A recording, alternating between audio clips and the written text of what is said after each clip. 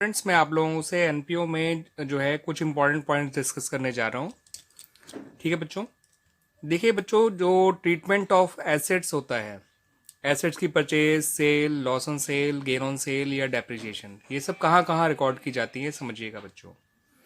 देखिए बच्चों, जब भी एसेट का आपको दे रखा हो तो आप एसेट का पहले तो एक फॉर्मूला याद रख लीजिए, जो होता है closing value is equal to opening value plus purchase minus sale minus depreciation. यानी अगर आप जो है closing value of an asset निकालनी है तो ओपनिंग वैल्यू में उसकी परचेज प्लस कर दीजिए, सेल माइनस कर दीजिए और डेप्रिसिएशन भी माइनस कर दीजिए।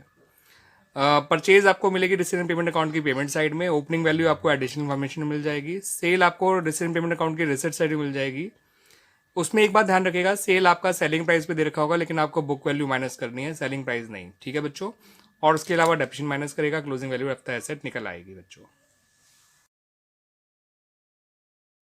जो ये क्लोजिंग वैल्यू है वो तो क्लोजिंग बैलेंस शीट में शो कर दी जाएगी।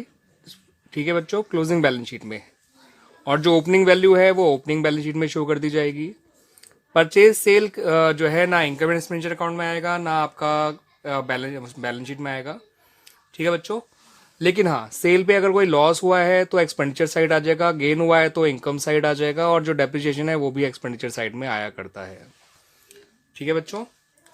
अगर कभी कभार आपको एसेट की ओपनिंग वैल्यू क्लोजिंग वैल्यू दोनों दे रखी है और परचेज भी दे रखा है, ठीक है, तो सेल तो बहुत रेयर होती है लेकिन परचेज कॉमन बात है। ओपनिंग वैल्यू क्लोजिंग वैल्यू और परचेज तीनों दे रखे हैं तो आप देख लीजिए कि आप opening value plus purchase equal to closing value आ रहा है या नहीं आ रहा। अगर आ रहा है तो अच्छी बात है, नहीं आ रहा तो उसका मतलब जितना भी कम होगा वो डेप्रिसिएशन ही होगा ऑफ द एसेट। इस बात को ध्यान रखिएगा, कम से कम 3-4 इलस्ट्रेशन में 3-4 क्वेश्चन में आपको ऐसा पॉइंट जरूर मिलेगा बच्चों, ध्यान रखिएगा बच्चों।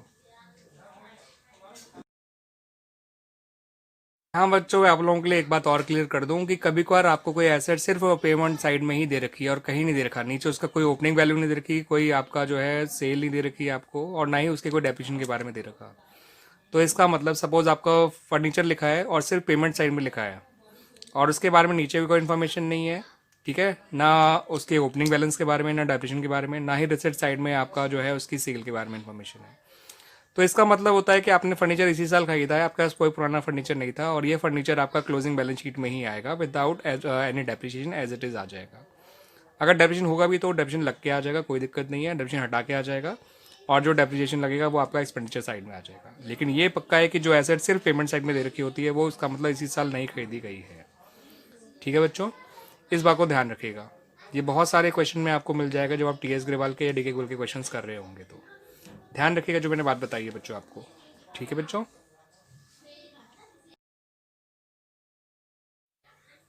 एक पॉइंट मैं आप लोगों से जरूर डिस्कस करना चाहूंगा बच्चों, जो काफ़ी अच्छा पॉइंट होता है और बच्चे उसमें नॉर्मली गड़बड़ कर जाते हैं।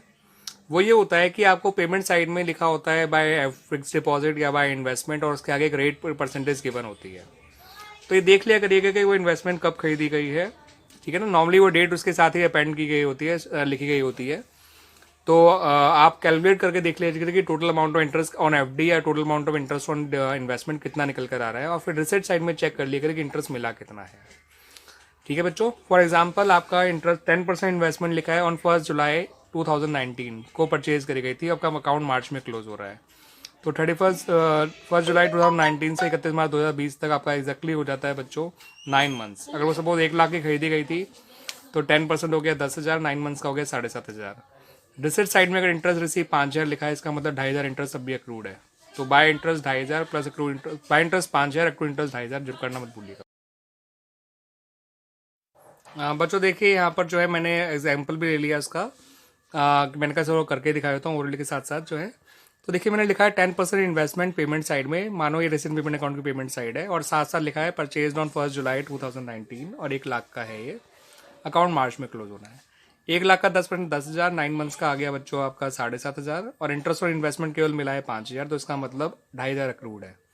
तो आप ऐसे लिखेंगे इसको इनकम साइड में, बाय इंटरेस्ट और इन्वेस्टमेंट 5,000 प्लस अक्रूड इंटरेस्ट 2,500, यानी टोटल हो गया 7,500। और जो अक्रूड इंटरेस्ट वाला पार्ट है वो बैलेंस शीट में एसेट साइड लिखना मत भूलिएगा, 2,500 रुपये।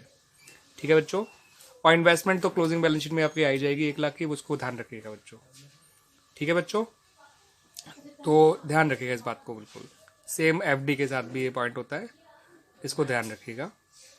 उसके अलावा मैं आपको एक चीज़ और बता दूं, कैश का और बैंक का जो ओपनिंग और क्लोजिंग बैलेंस होते हैं वो रेसिडेंट पेमेंट अकाउंट में ही ओपनिंग बैलेंस और क्लोजिंग बैलेंस के तौर पे दिए होते हैं, तो उसी हिसाब से वो इक्विटी